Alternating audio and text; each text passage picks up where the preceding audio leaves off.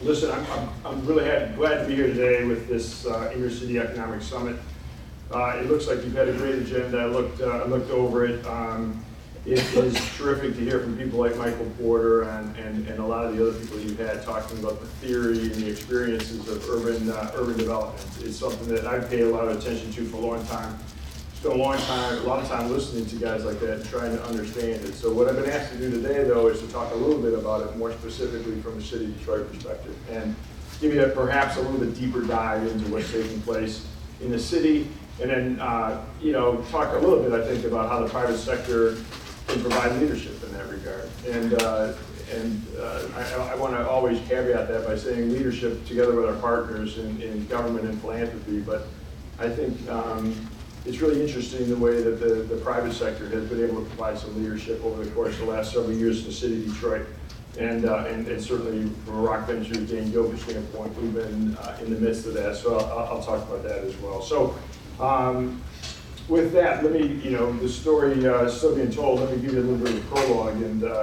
And John already touched on a lot of this stuff, but I think it's important from a contextual standpoint to talk about this when you talk about the city of Detroit, because we weren't always sort of this battered economic environment that we sort of have the image of being today, although that's starting to change. Obviously, that's what we're going to talk about. But we were the city that put the world on wheels. We brought Motown. We had the arsenal of democracy. I mean, we created the middle class in a lot of ways. One of the most prosperous and progressive cities in the world. Ironically, here's a great picture. Back in the day, we had streetcars in all directions, and we spent a lot of our time now as we build M1 that I'll talk about, that we were pulling out the old streetcar lines that were there, that we should have never taken out in the first place. But Motown, just a very vibrant, exciting city. Hudson's, which was sort of where everybody in our community came together. Tiger Stadium, Bridge Stadium.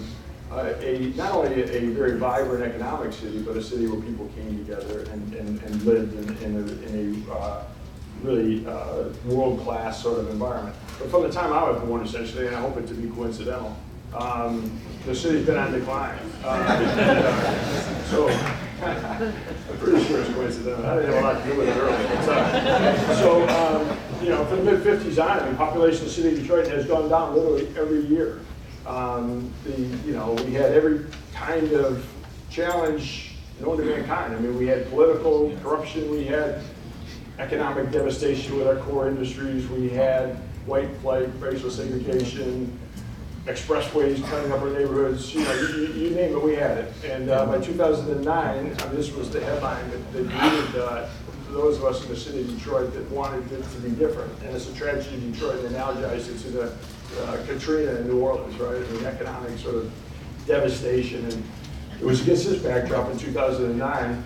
I joined Dan about 2008, and 2009 we were talking about coming down here. And but it was against this kind of backdrop. 2013, right?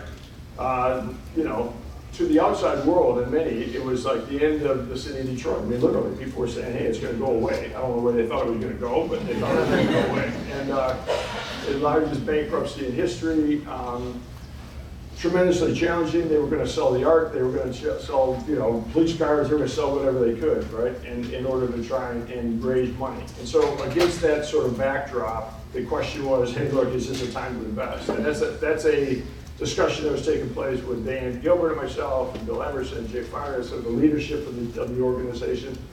But it was a conversation that was taking place with a lot of people. And interestingly, against that backdrop, and against it's one thing to have a bad day, but a bad 60 years, right? And so against that backdrop, we're like, hey, does this make any sense? And obviously we made the decision that it does. And a lot of other people made the same decision. And I said I would tie that to sort of 3 or 4 factors. Political leadership, which had been bad, became good. It became good with Dave Bing, and it became good with certainly with Mike Duggan and Governor Snyder and so on. So that was a big deal. Restructured financials, right? So we had essentially been insolvent as a community for, 20 or 30 years, right? I mean, there was no way we could ever make good on our obligations for a long, long period of time. Everybody knew it, but everybody was hiding from it and just continued to kick the can down the road. No way to invest with confidence when you know that, it could get wiped out. So that the bankruptcy that Governor Snyder orchestrated and so on was really critically important. I mean, it created a financial foundation that you could hope to build on again. Pent-up urban demand, I'll talk more about this. I'm sure you've been talking a lot about it during the conference. Millennials and the baby boomers, I mean, empty nesters, they want to be in an urban area, right? And there's really some significant demographic trends in that regard, and I think that was important.